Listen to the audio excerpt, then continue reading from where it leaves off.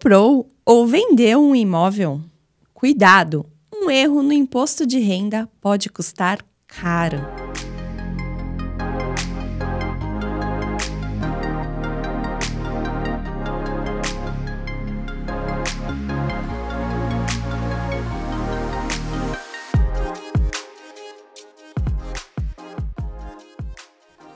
Olá, sou Fabiana Maia, jornalista do Grupo SP Imóvel.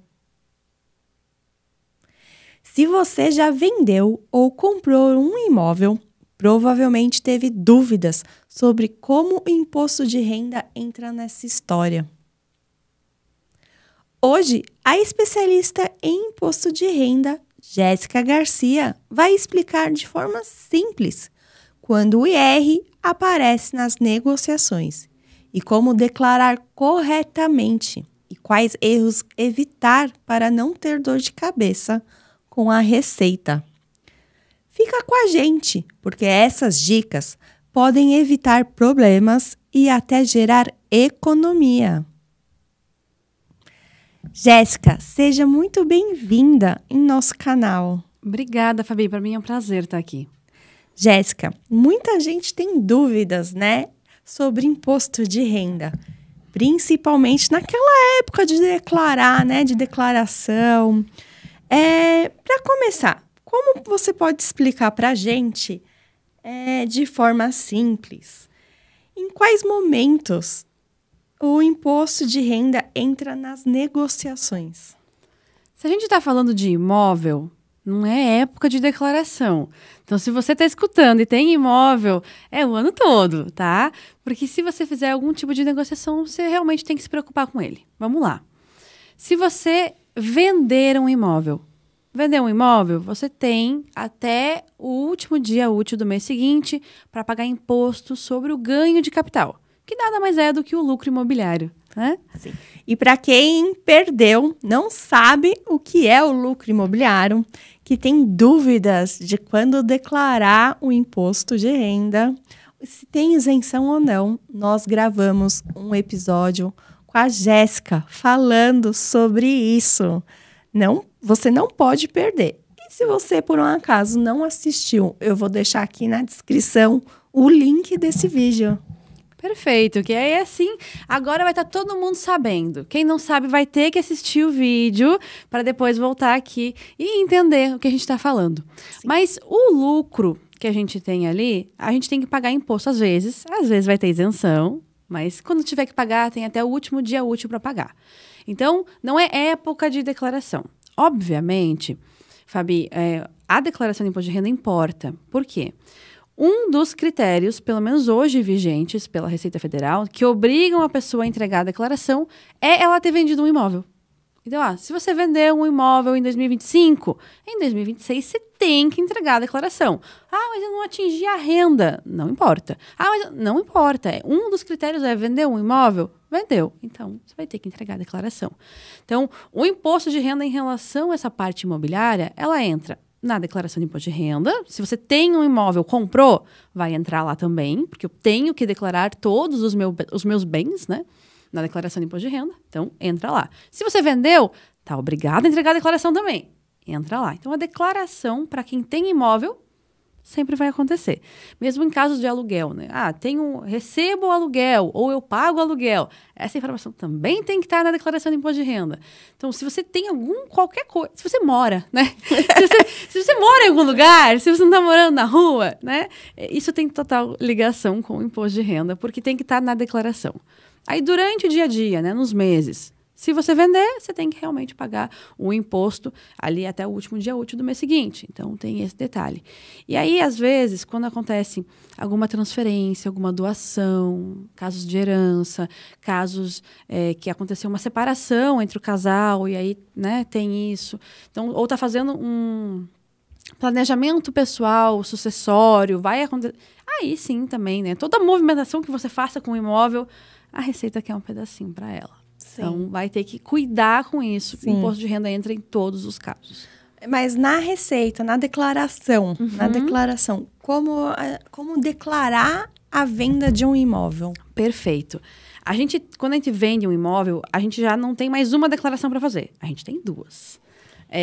A gente tem uma que a gente vai ter que fazer ali, logo na venda mesmo, naquele momento, que é a declaração do ganho de capital, do GCAP, que a gente chama. O programa se chama GCAP, é um outro programa, inclusive, não é o mesmo. E aí ali a gente vai colocar as informações do imóvel. Onde que está, qual é o custo, qual a data de aquisição, qual o valor de venda, quem comprou, qual o CPF que comprou, todas as informações, né? Então, de quem vendeu, de quem comprou, que valor foi, se teve corretagem paga, porque a corretagem paga para a imobiliária ou para o corretor de imóveis faz deduzir imposto. Eu tiro da minha base e isso faz com que eu pague menos imposto. Então, também é uma informação importante. Todas essas vão nessa declaração chamada GCAP. E ela tem que ser feita ali logo que vende. E no ano seguinte, na declaração de imposto de renda, como é que aparece isso lá? Se foi feito tudo certinho, e eu falo porque o lançamento de um imóvel na declaração normalmente dá problema. Normalmente, mesmo que seja feito com o contador, às vezes o contador não se atenta ou não sabe fazer da forma correta. Então, se está certo, vamos partir do pressuposto que está certo, né? A pessoa, quando comprou, realmente lançou lá na declaração de bens e direitos que eu tenho um imóvel, 300 metros quadrados, localizado em tal lugar, que eu comprei de fulano de tal, pelo preço tal. Bonitinho, tem um imóvel lá. Vendeu? Nesse mesmo lançamento, você vai colocar vendido no ano tal, para fulano de tal, CPF tal, por tal valor. Você vai informar aquilo ali. E essa declaração do GCAP, que eu comentei antes, você vai importar para dentro da declaração de imposto de renda. Então, vai ter um campinho lá que você vai clicar no botão, puxar para dentro. Por isso que é tão importante a gente fazer o GCAP, a declaração do GCAP. Uma declaração à parte. Liga para outra, interliga, exatamente, né? Porque a declaração do GCAP, eu não tenho como preencher os campos que ela preenche dentro da declaração manual. Não vou fazer, na hora da declaração vou lá e preencho. Eu não consigo. Eu preciso ter feito a declaração do GCAP e importado para a declaração do imposto de renda do ano seguinte. Aquela pessoa que não sabe que tem que preencher essa declaração e por um momento não preencheu. Certo. Quando vai chegar no ano seguinte e preencher a da Receita Federal, aí o que acontece? Ela consegue preencher retroativos, vamos dizer assim? Sim. Não sei nem se esse seria o termo correto, mas ela consegue preencher retroativo ou ela também tem alguma multa? Como que funciona? Ela consegue preencher em qualquer momento, porque a gente não envia essa declaração do GCAP. Ela só é enviada na declaração do ano seguinte. Mas se isso aconteceu, provavelmente ela também não calculou o imposto na hora que ela tinha que ter pago. Né? Então, a multa não vai ser por não ter feito a declaração. É a questão do imposto. É a questão do imposto. Então, esse programa que a gente fala, que é o GCAP, essa declaração, ela é utilizada para o cálculo do imposto. Então, eu não transmito ela, eu não mando ela para lugar nenhum, ela em específico. Né? Então, eu não vou ter multa por atraso, porque não existe. Mas eu vou ter multa por atraso no pagamento. E o pagamento eu só descubro quando eu preencho ela. Né? Então, tá realmente tudo ligado. Sim. No caso de compra de imóvel, tem também que preencher essa declaração? Tem algo para se fazer? Não, se você comprou um imóvel, o cuidado que você tem que ter, e aí é engraçado, porque eu dou bastante aula, assim, participo de vários outros cursos também, além do meu, e aí quando a gente chega nesse assunto, imóvel lançado na declaração, comprei um imóvel e lancei, a maioria está errado. Então, se você está escutando e você tem um imóvel, principalmente um imóvel financiado, dá uma olhada na sua declaração. Se você nunca viu, esse é o momento. Esse é o momento de olhar para a declaração. Por quê? Na hora que eu vou comprar um imóvel, normalmente brasileiro compra financiado, né? Sim. Então, eu lanço o quê? Lá na parte de bens e direitos, eu vou colocar a mesma coisa. Um imóvel adquirido de fulano de tal, CPF tal, na data tal, portanto, financiado pela Caixa, número do contrato, número tal. Prazo. Todos os detalhes, assim, eu brinco que eu não sei o que coloco na descrição. Finge que você está sendo interrogado. Você comprou o quê? Um imóvel? Quando? Onde? De quem? De que valor? Financiou? Financiou quanto? Por qual taxa? Qual o número do contrato? Qual banco? Então, finge que está sendo interrogado e coloca todas as informações ali. Só que a maioria costuma fazer o quê? Eu comprei um imóvel de 400 mil. Mas eu paguei 100 mil de entrada. Né? Ela já lança 400. tira o dinheiro da onde? Você não pode colocar 400 mil lá de bens, né? Mesmo que a pessoa coloque 400 mil de bens e informe lá que 300 está em dívida, por exemplo, né? Não, eu tenho, o meu bem custa 400, mas 300 eu ainda estou devendo. Não é desse jeito que se lança. Porque quando a gente faz um financiamento, o termo técnico que se usa é alienação fiduciária. Sim. Né? Então, alienação fiduciária por quê? Eu digo, o banco que você fez o financiamento, eu falo aqui da Caixa, mas qualquer um, né? Sim. O banco que você fez o financiamento é teu colega de quarto.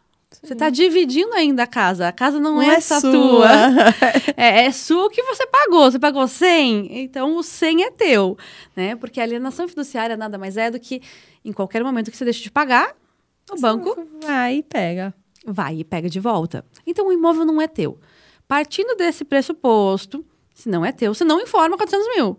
Você informa sempre, todos os anos, exatamente o que você pagou. Então, como é que ficaria o lançamento? Né? Daquele jeito, mas ficaria. Pago no ano tal. R$2.000 de FGTS, mais 45 mil de recursos próprios, mais 100 mil de entrada, mais 12 parcelas do financiamento tal.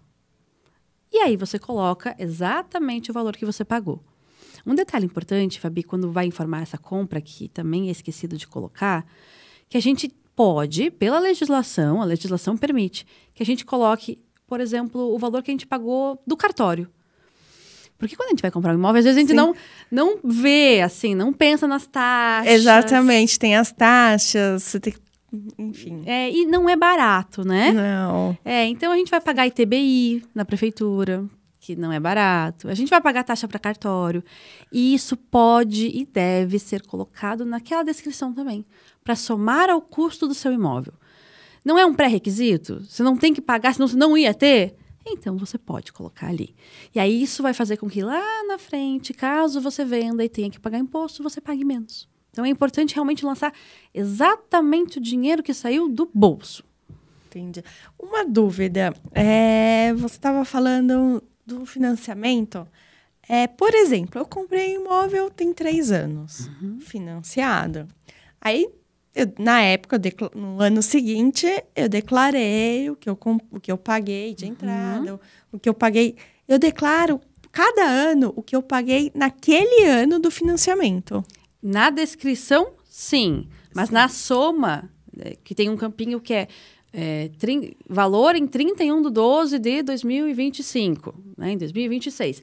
Ali é quanto você pagou até agora. Até o momento. Até o momento. Então, eu paguei 100 mil no primeiro ano, mais 20 mil no outro, mais 50 mil no outro. Então, vai somando. Vai somando. Até aquilo ali representar sempre a realidade. Vai somando dos anos anteriores também. Vai somando com dos anos anteriores. Eu achei que declarava... Só a partezinha. Só a parte que eu paguei em 2024.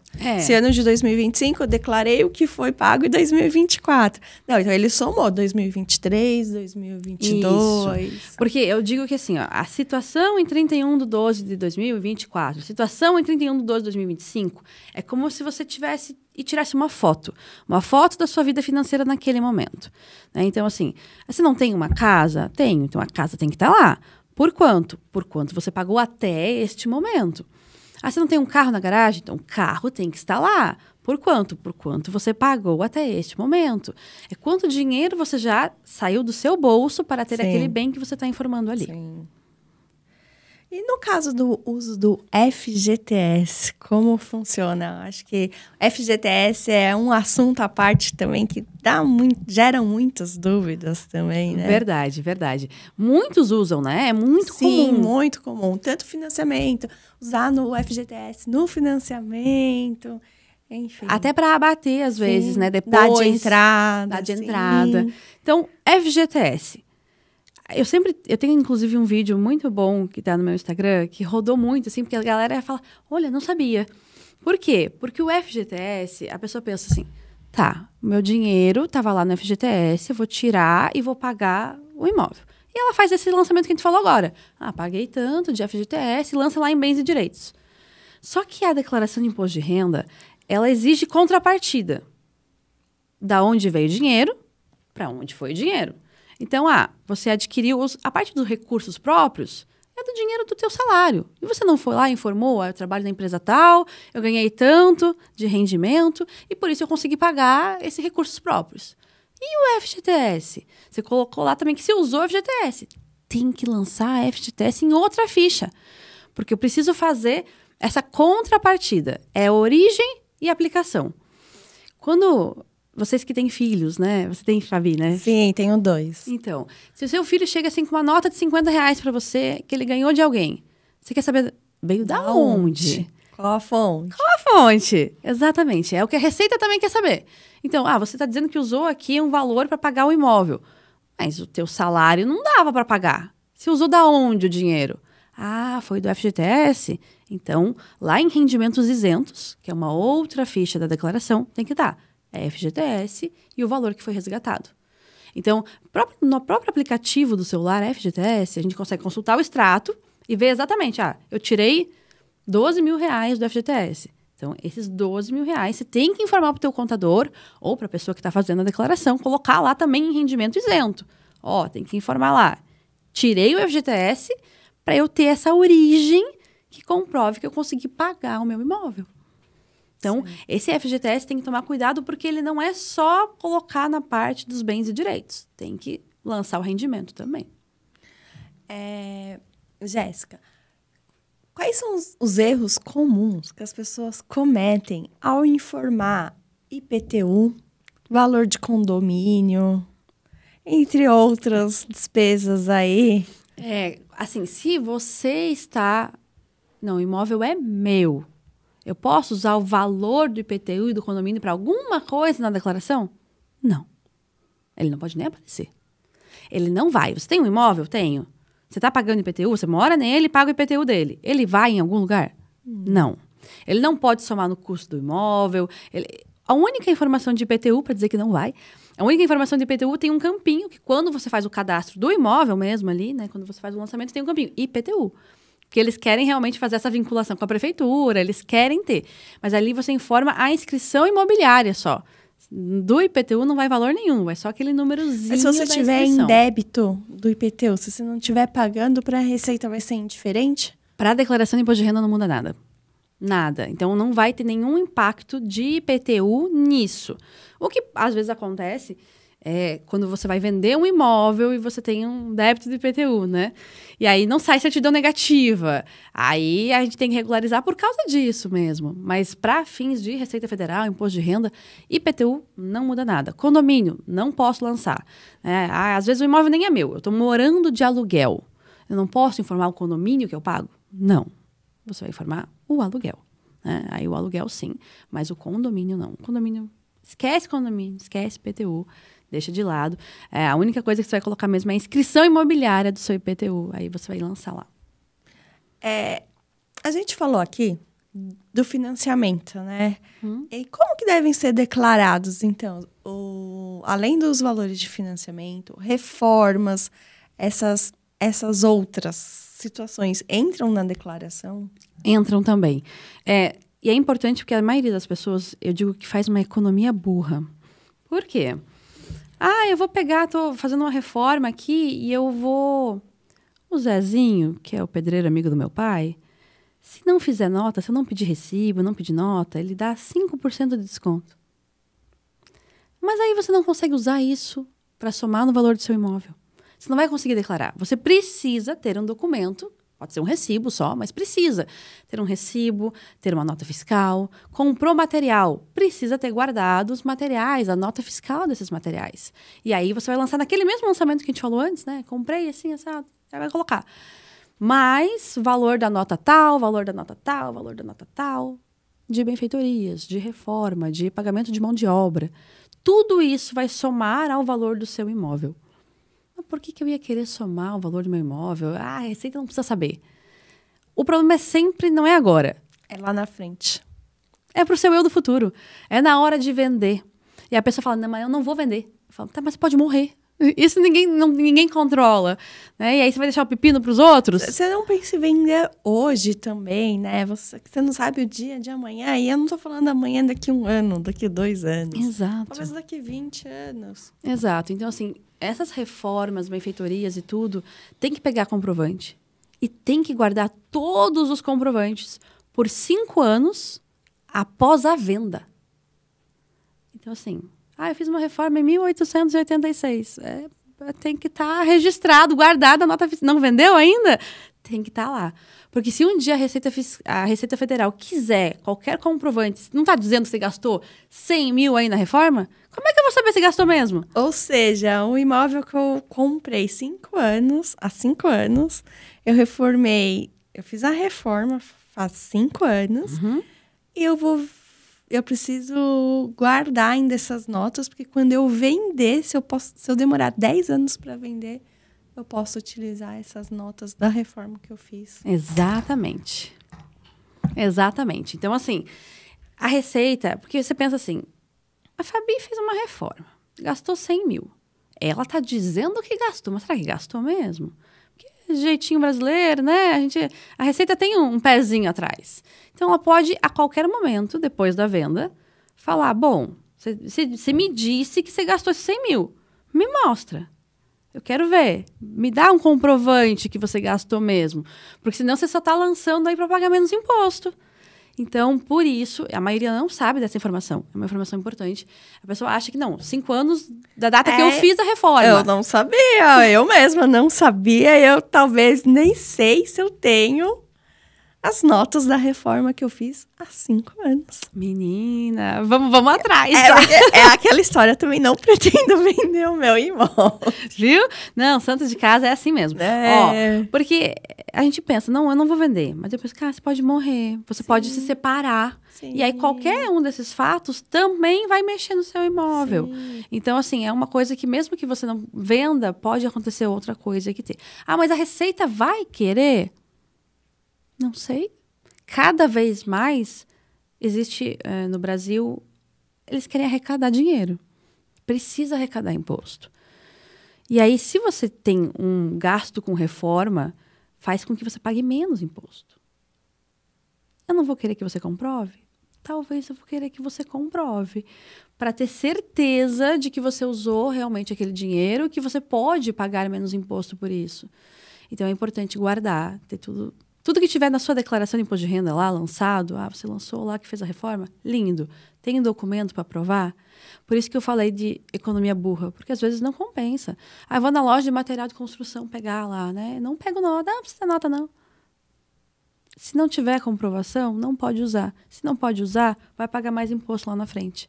Além de estar contribuindo, obviamente, com a sua negação ali, né? Mas nem falando disso, você está se prejudicando, né? Prejudicando o seu eu do futuro. Sim. E quais são os cuidados ao declarar imóvel herdado? Então, herdou um imóvel, a lógica é a mesma que eu falei antes de origem e aplicação, né? Tá. Surgiu, brotou um imóvel. Veio da onde? Veio de da quem? Onde? De quem? Por quê? Exato. Essa é a lógica sempre que você vai pensar em algum lançamento na declaração. Então tá, eu vou lançar um imóvel que realmente surgiu na minha declaração lá em bens e direitos. Do mesmo jeito. A diferença é que não vai ser adquirido de fulano de tal. Vai ser herdado de fulano de tal. Mas, enfim, o lançamento em bens e direitos é a mesma coisa. O que tem que fazer? Que nem o lançamento do FGTS.